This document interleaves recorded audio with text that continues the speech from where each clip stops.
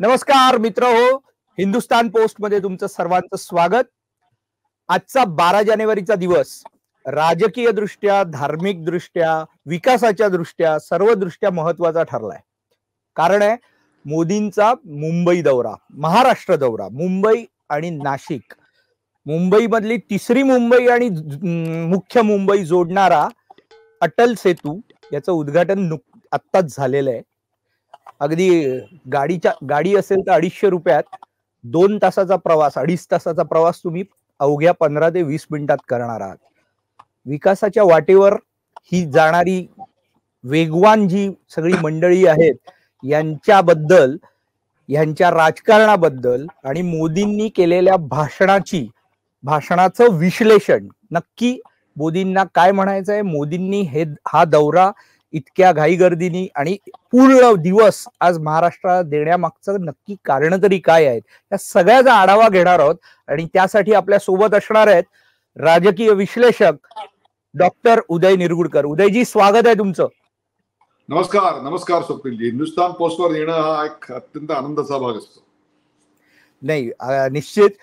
मुख्य तुम्हाला या सगळ्या प्रकाराचा, या दौऱ्याचा आढावा घेताना, सकाळपासून तुम्ही पण मोदींचा दौरा पूर्ण पाहतात, नाशिक दौरा आणि मुंबई दौरा यातला फरक म्हणजे आम्हाला जो दिसला तो एक धार्मिक आणि एक विकास. धार्मिक दौरा एक वेगळा आणि विकासाचा एक दौरा त्यांचा वेगळा. दोन्हीकडची भाषणं, या सगळ्यावर तुम्ही या सगळ्याचा कसं पाहताय, या सगळ्याकडे, आणि याचं विश्लेषण काय कराल? सर्वप्रथम स्वप्नीलजी, आपण एक लक्षात घेतलं पाहिजे की आजचा दिवस त्यांनी जो काही निवडला आहे तो विवेकानंद जयंतीचा दिवस आहे. बरोबर. हा दिवस, हा हिंदुत्वाचा डंका हा जगभर सर्वप्रथम ज्या व्यक्तीने नेला, ज्या महान संतांनी नेला, त्याच्या जयंतीचा दिवस आहे. हा युवकांचा दिवस आहे, युवक प्रेरणा दिवस आहे. त्या दृष्टिकोनातून पाहिलं तर मला असं वाटतं मोदींनी टायमिंगच्या बाबतीत 100 पैकी 100 मार्क मिळवले. आज जेव्हा ते अटल सेतूवर पोहोचले आणि त्याचं लोकार्पण केलं, त्यावेळेला मला तारीख आठवली होती, 16 डिसेंबर 2017 मला वाटतं तारीख असावी. त्यावेळेला पहिल्यांदा याची एक भूमिपूजन करण्यात आलं आणि हा 6 लेनचा 22 किलोमीटरचा हा असा मोठा रस्ता असेल हे सांगण्यात आलं. खरं तर याची कल्पना 2012 साली पृथ्वीराज चव्हाण हे महाराष्ट्राचे मुख्यमंत्री होते त्यावेळेला करण्यात आलेली होती. परंतु त्यांच्या काळात हे गाडं काही फारसं पुढे सरकलं नाही. परंतु देवेंद्र फडणवीस हे अत्यंत धडाडीचे नेते आहेत. ते इन्फ्रास्ट्रक्चर आणि त्याच्या एक्झिक्युशनसाठी अत्यंत प्रसिद्ध आहेत.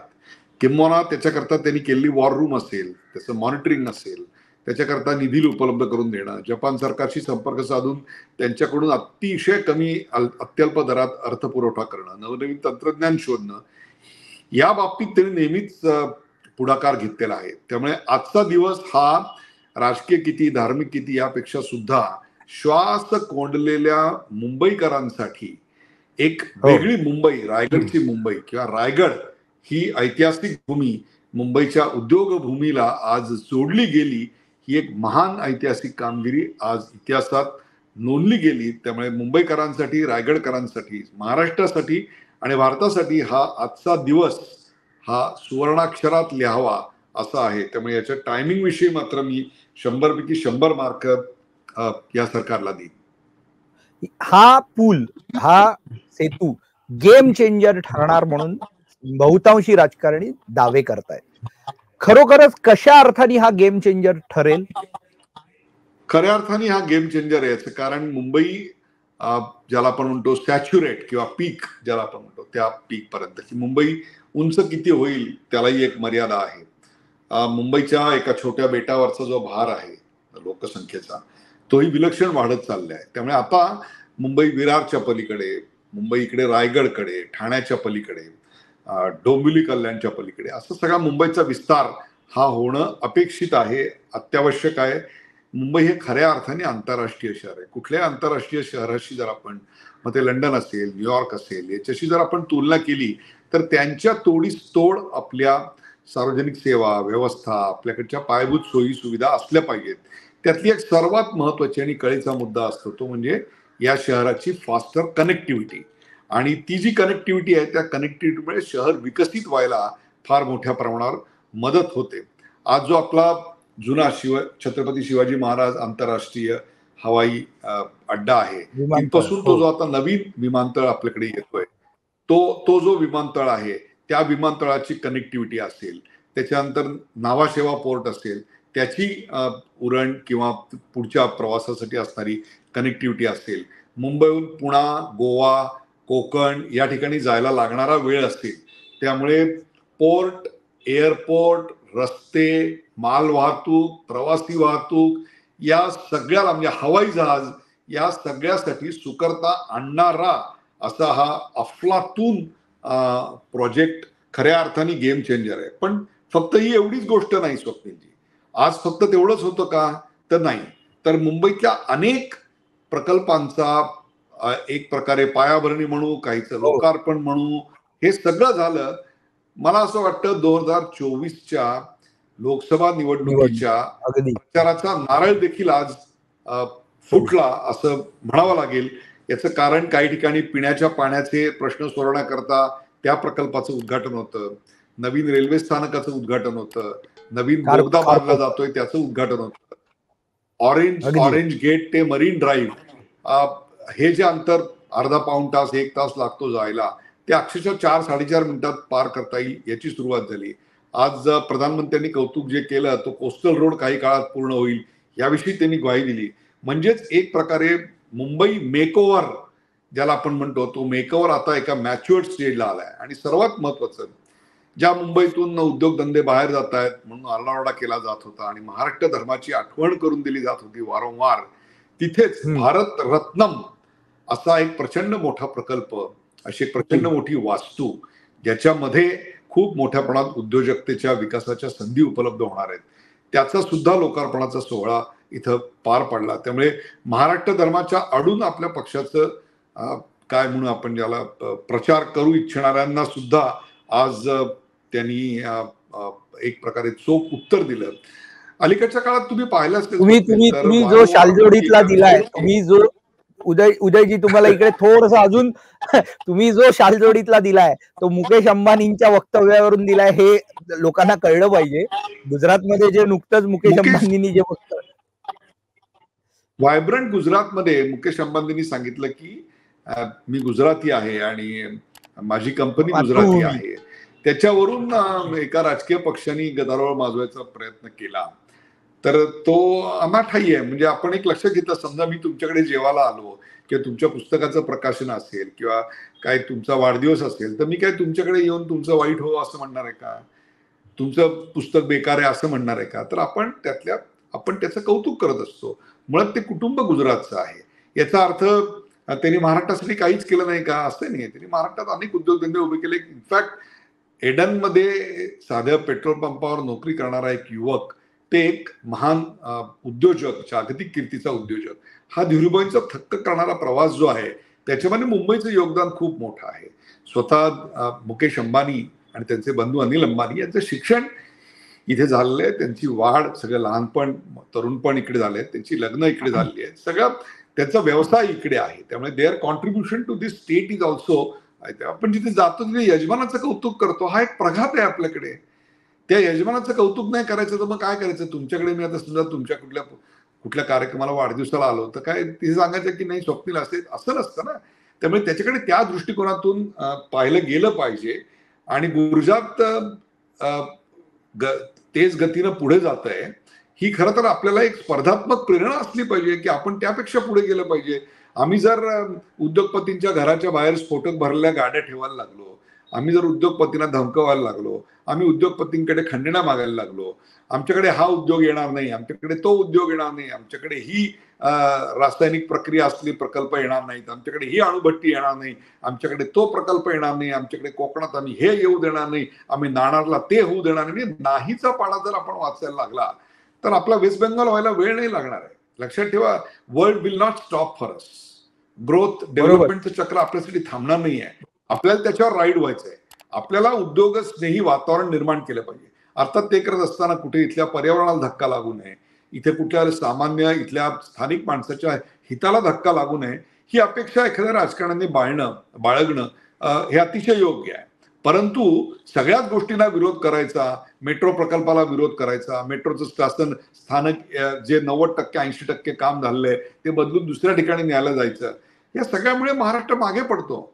आणि आज कुठलंही राज्य हे काही अनफॉरगिव्हिंग आहे. इथे एकमेकाशी जरी सहकार्याची भावना असली एक देशाची 2 राज्य म्हणून, पण म्हणून कोणी तुमच्याकडचा प्रकल्प जर तुम्हाला नीट सांभाळता येत नसेल तर प्रकल्प दुसरे नेतीलच ना आपल्याकडे. इंडियन स्कूल ऑफ बिझनेस आपल्याकडे येणार होतं. मी तुम्हाला हैदराबाद केलं. मुद्दा पूर्ण करा, तुमचा मुद्दा पूर्ण करा. नाही, हा जो इंडियन स्कूल ऑफ बिझनेस आपल्याकडे 90च्या दशकात आपल्याकडे येणार होतं, परंतु तेव्हा अशाच अटी त्यावेळेच्या युती शासनाच्या काळात घातल्या गेल्या की हे आंतरराष्ट्रीय आहे याचा कोणी विचारच नाही केला. त्यामुळे ते गेलं हैदराबादला आणि मग तिकडचे डायरेक्टर्स, चेअरमन हे सगळे काही वर्ष मराठी होते. तेव्हा तिकडे मी जायचो शिकवा, तेव्हा मला खूप गंमत वाटायची की तिथे विद्यार्थी पण, प्राध्यापक पण मराठी, विद्यार्थी पण मराठी, डायरेक्टर पण मराठी. आणि हे महाराष्ट्रात का होऊ शकलं नव्हतं? तर एक सकारात्मक वातावरण निर्माण व्हायला पाहिजे. 22 या शतकातला जो भारत आहे हा भारत हंतरून पाहून पाय पसरत नाहीये. वो परिंदा बन के उड़ना नहीं चाहता, तो वो परिंदा उड़ने वाला आसमान बनना चाहता है. हा परिंदे बनवणारा जो उडणारा जो आसमान आहे तो आसमान बनण्याची महाराष्ट्रानं प्रक्रिया चालू केली पाहिजे. अगदी क्षमता आहे ती महाराष्ट्रात. पण आता तुम्ही म्हणता तसं एक फक्त आठवण, ज्या बँकेच्या नावात महाराष्ट्र आहे त्याच्या सर्व डायरेक्टर बोर्डांवर आणि याच्यावर आता एकही महाराष्ट्रीयन नाही. हे मात्र अजून बँक ऑफ महाराष्ट्राची गोष्ट सांगतो. तर ज्यांना खरोखर मराठीचं प्रेम आहे त्यांनी या सगळ्या गोष्टींवर लक्ष दिलं पाहिजे आणि तिकडे मराठी माणसं त्या लेवलला कशी राहतील आणि पोचतील आणि मराठी माणूस कसा पुढे जाईल हेही बघितलं पाहिजे. नुसता प्रांतवाद करून उपयोग नाही. बरोबर आहे. आपण मोदींच्या भाषणाकडे येऊया. मोदींनी आज रायगड की थोडक्यात 3ऱ्या मुंबई करता 33,000 कोटी रुपयांचं योजना सुरू केल्या आहेत. घोषणाही केल्या आणि योजना सुरूही केल्या. या सगळ्याचा फायदा भाजपला, बेसिकली या सगळ्याचा फायदा भाजपला लोकसभेत खरोखर होईल का? कारण विकास कामाचा फायदा का होणार नाही मला सांगा. जर तुम्ही रोजगार आपलं जे राजकारण आहे, महाराष्ट्राचं राजकारण हे विकासावर चालतं, भावनेवर चालतं, जातीपातींवर चालतं. नक्की काय ह्याच्याबद्दल आपण कसं विश्लेषण कराल? मला सांगा, आता हा जो विकास होणार आहे, हा जो रस्ता आज अटल सेतू निर्माण झाला, त्या अटल सेतूवर काय फक्त एकाच विशिष्ट जाती धर्माची लोक जाणार आहेत का? तर याचा सगळ्यांनाच फायदा होणार आहे. याच्यात जी माल वाहतूक होणार आहे ती माल वाहतूक काय फक्त एका विशिष्ट जाती धर्माची होणार आहे का? असं होत नसतं. विकासाची फळं ही प्रत्येकाला मिळाली पाहिजेत, सर्वांना समान संधी त्यातल्या मिळाल्या पाहिजेत. त्यामुळे रायगड, मुंबईची आज वाढ इतकी झालेली आहे आणि मुंबई वाढतच जाणार आहे. पुढच्या 20 वर्षामध्ये मी एक रिपोर्ट वाचलाय स्वप्नीलजी, पुढच्या 20 ते 25 वर्षामध्ये 2047 साली जेव्हा भारतीय स्वातंत्र्याला 100 वर्ष पूर्ण होतील तेव्हा महानगरामध्ये जी 6 महानगर आहेत आपल्याकडे त्याच्याकडे 40 कोटी लोक राहत असतील. आणि ही जी अर्थव्यवस्था आपली फुलते, लक्षात घ्या आपण 7% गेले काही वर्ष वाढतोय. अजून फक्त 5 ते 7 वर्ष जर आपण याच रेटनी वाढलो तर पुढचा जो विकास आहे ना तो कंपाऊंडिंग होणार आहे. कंपाऊंडिंग म्हणजे काय? आता 2 दुणे 4, 4 दुणे 8, 8 दुणे 16 असा होणार आहे. पण एकदा तो 16च्या क्रिटिकल मासला पोहोचला की त्याच्यानंतर 16 गुणिले 16 असा होणार आहे तो. लक्षात ठेवा तुम्ही. त्यामुळे हा जो अमृतकाल आहे, हा अमृतकाल काय फक्त भारतीय स्वातंत्र्याला 75 वर्ष पूर्ण झाली ते 100 वर्ष हा असा प्रवास नाही आहे. याला एक डेमोग्राफिक अँगल आहे आणि तो म्हणजे आपल्याकडे जन्मदर जो आहे तो रिप्लेसमेंट दरापेक्षा कमी आलेला आहे. म्हणजे आपण फ्युअर बेबीज, कमी मुलं जन्माला घालतोय आणि वृद्ध संख्या पण वाढत नाहीये. त्यामुळे वर्किंग पॉप्युलेशन खूप मोठ्या प्रमाणात आहे. तुम्हाला एक उदाहरण देतो.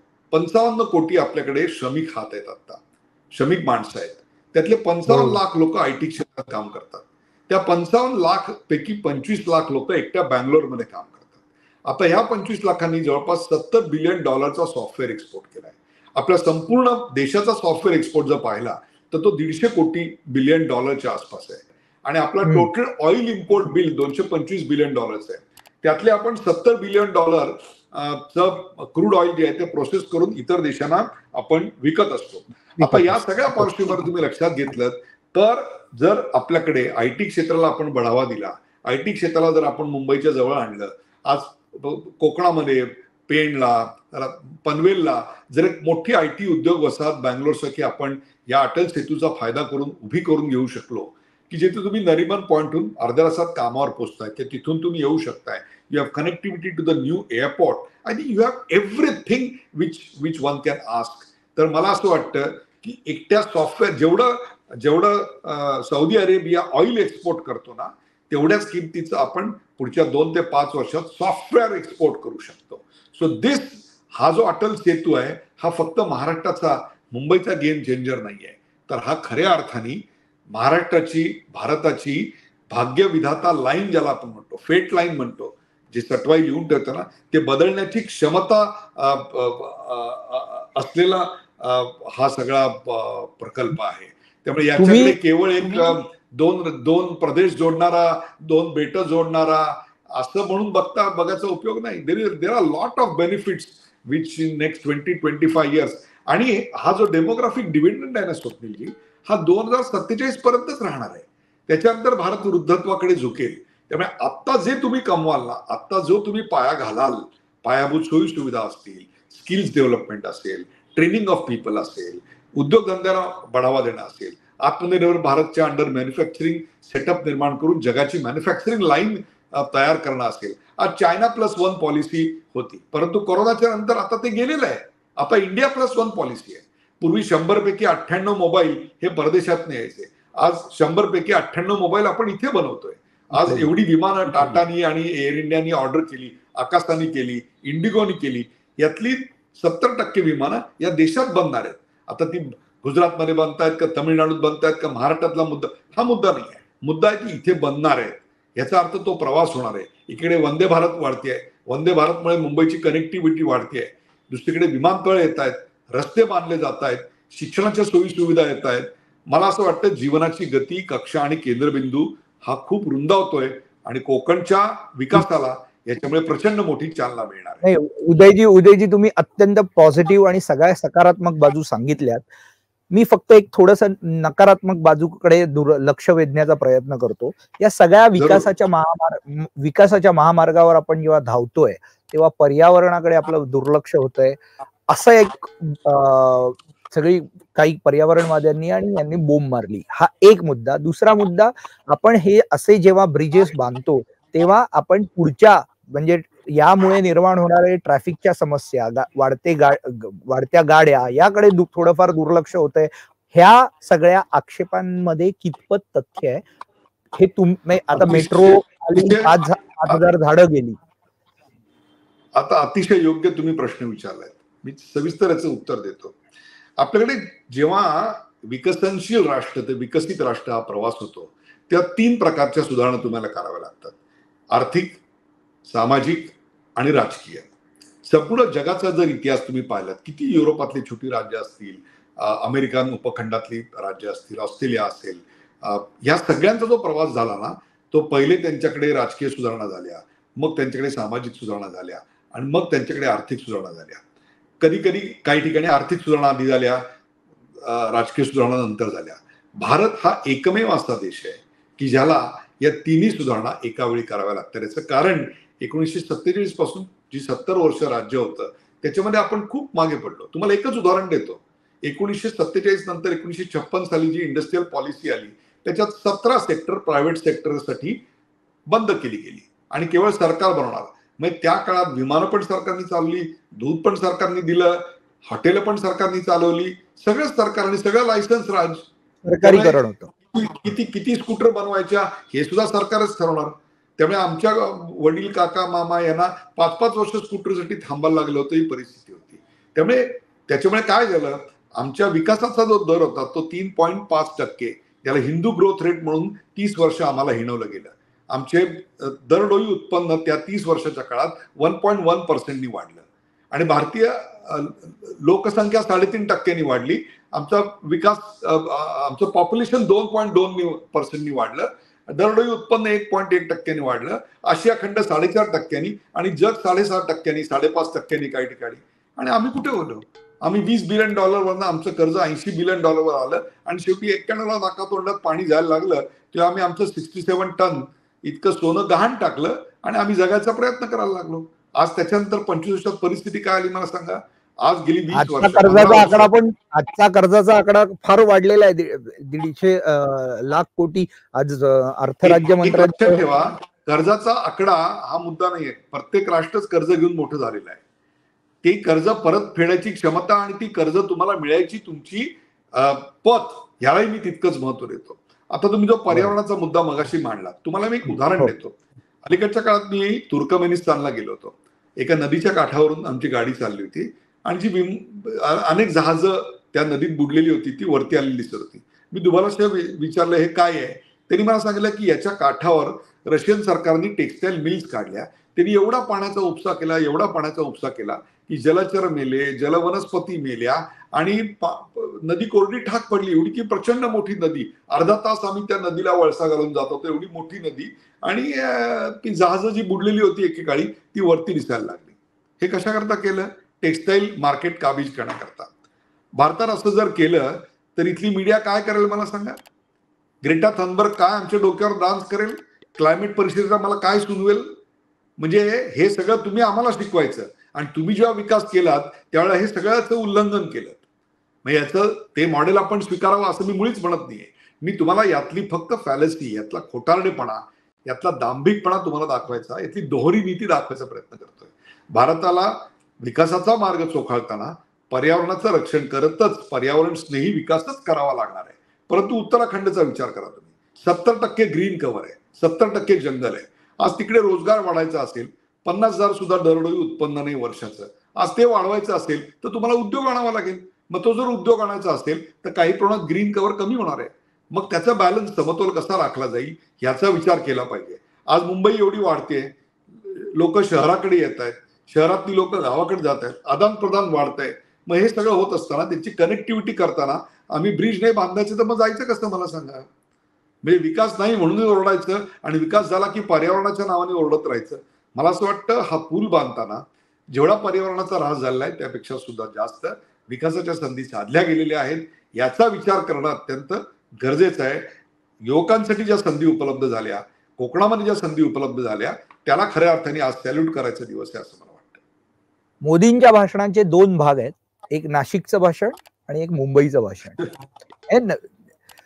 मुंबईच्या भाषणामध्ये त्यांनी आतापर्यंतच्या अचिव्हमेंट्स, योजना आणि विकासाच्या बऱ्याच गोष्टी सांगितल्या. पण नाशिकच्या भाषणात त्यांनी राजकीय उल्लेख केला, घराणेशाहीचा उल्लेख झाला.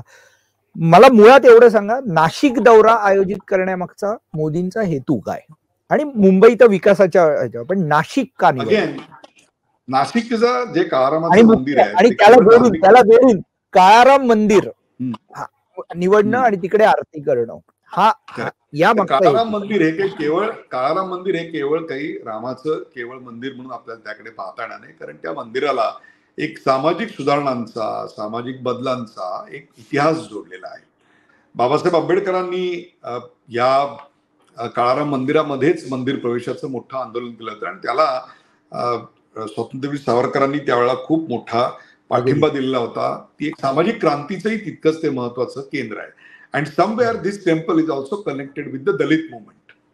बरोबर, हे आपण सगळं लक्षात घेतलं पाहिजे. आज राम मंदिराचं आमंत्रण आल्यानंतर सुद्धा उद्धव ठाकरे यांनी तिथे जाणार नाही अशी भूमिका घेतली दुर्दैवाने, आणि त्यांनी राम मंदिरात, काळाराम मंदिरात जाऊन आपण आरती करू, पूजा आरती करू, महाआरती करू वगैरे असं सगळं सांगितलेलं होतं. आज मोदींनी तिकडे जाऊन त्यांच्या जाण्यातली हवाच काढून घेतली. कारण मोदी तिकडे जाणार, तिकडे ती पूजा करतात, त्यांनी ती आरती केली, त्यानंतर रोड शो केला. त्या रोड शो मध्ये भव्य प्रमाणात कटआउट्स आणि पोस्टर्स, होर्डिंग्स ही बाबासाहेब आंबेडकरांची आणि स्वातंत्र्यवीर सावरकरांची होती. कुठेतरी दलित मुस्लिम आघाडी करायचा जो प्रयत्न चाललेला होता आणि हिंदूंमध्ये फूट टाकायचा प्रयत्न चालला होता, तो फारसा यशस्वी होणार नाही याची दक्षता घेत हा रोड शो केला गेलेला होता. आणि मला असं वाटतं की ह्या रामाचा आशीर्वाद घेऊन त्या रामाच्या मंदिराकडे हा जो एक नॅरेटिव्ह सेट झाला, तो नॅरेटिव्ह हा खूप मोठ्या सामाजिक बदलाची नोंद घेणारा, किंबहुना या सगळ्या सामाजिक क्रांतीशी मोदींना आणि मोदींच्या पर्यायाने भारतीय जनता पक्षाला जोडणारा असा हा. आणि टायमिंग काय बघायचं स्वप्न, विधानसभा अध्यक्षांचा निकाल आला त्यानंतर पक्षावरची पकड उद्धव ठाकरे यांची पूर्णपणे सुटली, त्यांना सहानुभूती मिळेल अशा स्वरूपाची वक्तव्य अनेकांनी केलेली असताना आज संपूर्ण मीडियामध्ये, संपूर्ण सोशल मीडियामध्ये, तुम्ही नाक्यावर जा, लोकलमध्ये जा, रेल्वेमध्ये, कुठेही जा, तुम्हाला चर्चा दिसतेय ती मुंबईच्या विकासाच्या गोष्टींची. तुम्हाला चर्चा दिसतेय ती मुंबईत ते काळाराम मंदिरातल्या त्यांच्या महाआरतीची किंवा त्याच्या रोड शोची. त्यामुळे हा जो नॅरेटिव्ह त्यांना सेट करता आला असता, ती संपूर्ण संधीच असं मला वाटतं या ह्याच्यातनं मोदींनी आपल्याकडे आकर्षित करून घेतली. त्यामुळे there is a political scoring also in this by the timing, share timing and the place he has chosen to do it. It's a political master stroke in my opinion to go to Kalaram temple. म्हणजे थोडक्यात मोदींनी एका दौऱ्यात अनेक पक्षी मारले. खूप आणि खूप हा म्हणजे नुसतं विकासाचीच वाट नाही तर राजकीय वाटेवर सुद्धा अनेक चौफेर टोलेबाजी करत मोदींनी हा दौरा यशस्वी केला असं म्हणावं लागेल. बरोबर? अगदी बरोबर, अगदी बरोबर. म्हणजे एक प्रकारे तिकडे राम मंदिरात जायचं आणि मुंबईत येऊन राष्ट्र मंदिर आणि त्याच्या उभारणीच्या संदर्भातली गोष्टी करायच्या. त्यामुळे राम मंदिर ते राष्ट्र मंदिर, त्यांच्या मुंबईच्या भाषणामध्ये त्यांनी महिलांचं कौतुक केलं, महिला नारी शक्तीचं कौतुक केलं आणि नारी शक्तीसाठी आमचं सरकार काय काय करतंय हे देखील ते सांगायला विसरले नाहीत. आणि विकास त्याच्या खाली काय काय या सरकारने मुंबईसाठी केलं किंवा या नंतरच्या काळामध्ये आम्ही काय करणार आहोत, आणि विकसित भारत. त्यामुळे आधीचा जो नाशिकचा भाग होता हा राम मंदिर आणि हा जो भाग होता तो राष्ट्र मंदिर. त्यामुळे हा दौरा एक प्रकारे राम मंदिर को राष्ट्र मंदिर से जोड़ने वाला, सेतू बनाने वाला दौरा था. वा, या तुमच्या वाक्यानेच आजच्या चर्चेचा आपण शेवट करूया. उदयजी, तुम्ही आमच्यासोबत असेच येत राहा, अशाच पद्धतीने आपण विश्लेषणही करत राहू. आल्याबद्दल खूप खूप धन्यवाद. धन्यवाद.